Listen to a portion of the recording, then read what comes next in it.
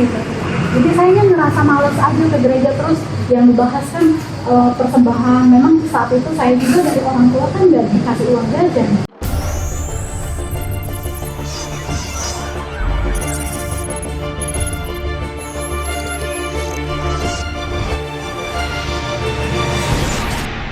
Assalamualaikum, selamat datang kembali di channel ini. Kali ini saya akan melanjutkan untuk meluruskan stigma atau pandangan yang salah tentang iman Kristen, terutama apa yang disampaikan oleh ibu mualaf ini, sebab dia mualaf karena tidak punya persembahan. Begini videonya. Jadi saya ngerasa males aja ke gereja terus yang dibahas kan persembahan. Memang saat itu saya juga dari orang tua kan nggak dikasih uang jajan. Jadi saya tidak punya persembahan. Kadang tuh di sini itu sama itunya kan, pendepannya kan, maksudnya kamu tuh kasih harus sekian kayak ditentuin gitu. Sementara kita tuh nggak punya uang saat itu gitu. Jadi bayar gitu ya? Iya, jadi kayaknya tuh saya takut gitu kan. Saya itu 3 tahun tinggal di Jambi karena saya dulu ikut di sini kan, misalnya 10 tahun saya juga nggak pernah minjem gereja karena itu ketakutan saya itu.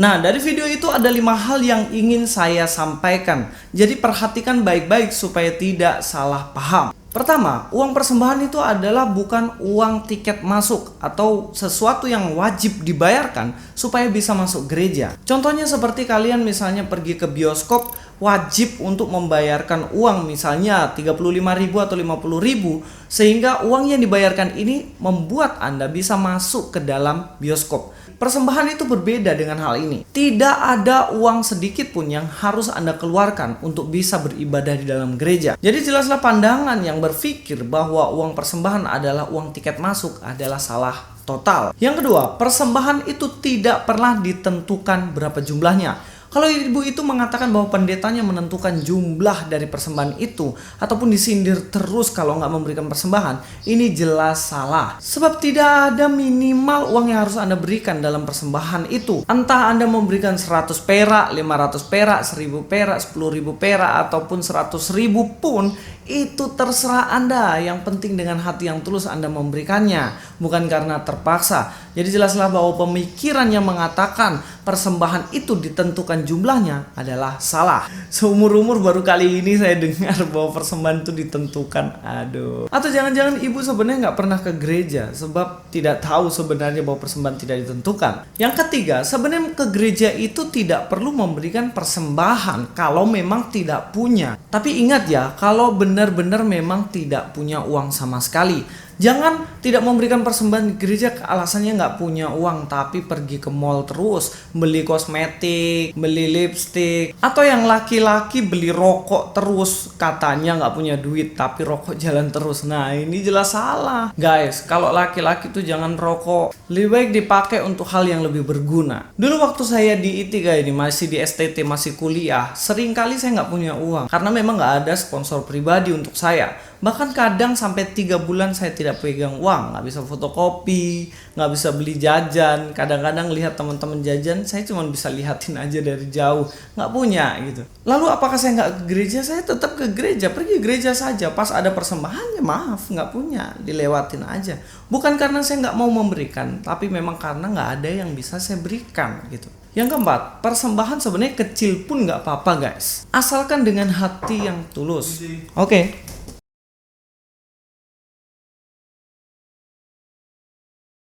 Kita akan lihat dalam Markus pasal 12 ayat 41 sampai dengan 44. Pada suatu kali Yesus duduk menghadapi peti persembahan dan memperhatikan bagaimana orang banyak memasukkan uang ke dalam peti itu. Banyak orang kaya memberi jumlah yang besar.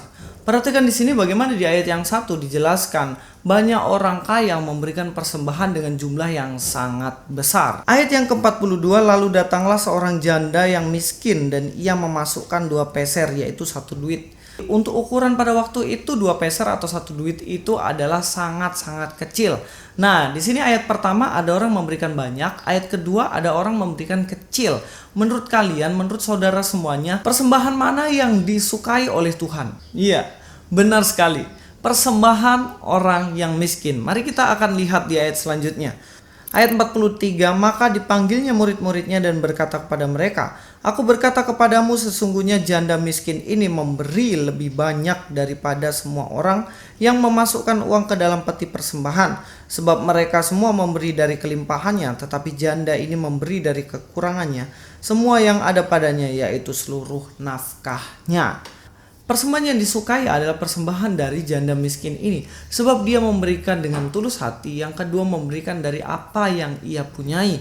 Yang ia punya cuman itu, dan itu diberikan kepada Tuhan, dan Tuhan memandangnya sangat-sangat baik. Jadi sebenarnya kemiskinan bukanlah alasan untuk tidak memberikan persembahan. Kalau Anda hanya memiliki uang 500 perak, ya berikan aja. Kalau Anda punya hanya 1000, ya berikan saja. Yang jelas bukan seberapa besar nilai yang Anda berikan, tetapi seberapa tuluskah Anda memberikan itu. Makanya yang persembahan itu kan dikasih di kantong ya guys ya.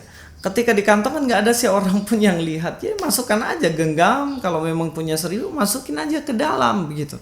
Nggak usah malu-malu. Bukan ajang pamer kok pemberian persembahan ini gitu loh. Yang terakhir, yang kelima, persembahan itu tidak melulu hanya soal duit saja. Karena persembahan yang hidup dan yang berkenan itu adalah persembahan seluruh hidup kita kepada Tuhan. Dalam Roma 12 ayat 1 dikatakan, karena itu saudara-saudara, demi kemurahan Allah aku menasihatkan kamu, supaya kamu mempersembahkan tubuhmu sebagai persembahan yang hidup, yang kudus dan yang berkenan kepada Allah, itu adalah ibadahmu yang sejati. Dikatakan apa? Mempersembahkan uangmu? Tidak kan? Mempersembahkan hidupmu kepada Tuhan. Seluruh hidup kita, pekerjaan kita, keluarga kita, apapun yang kita lakukan, kita persembahkan sungguh-sungguh kepada Tuhan. Dan itulah ibadah kita yang sejati. Kita kuduskan hidup kita, artinya kita tidak membunuh, kita tidak berzina, kita tidak melakukan hal-hal yang tidak berkenan di hadapan Tuhan. Dan itu adalah persembahan yang lebih bernilai daripada persembahan uang yang Anda miliki. Jadi jelas ya,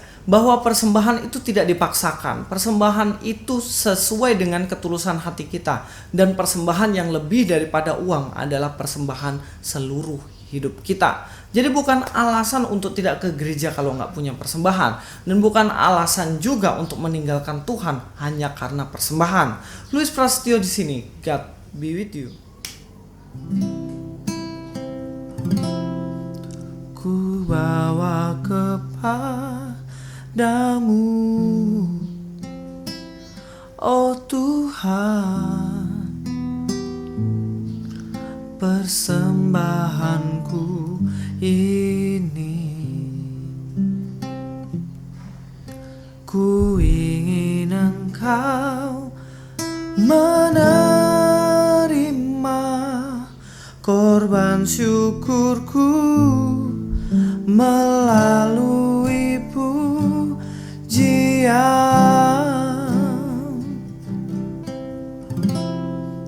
Ku bawa kepadamu,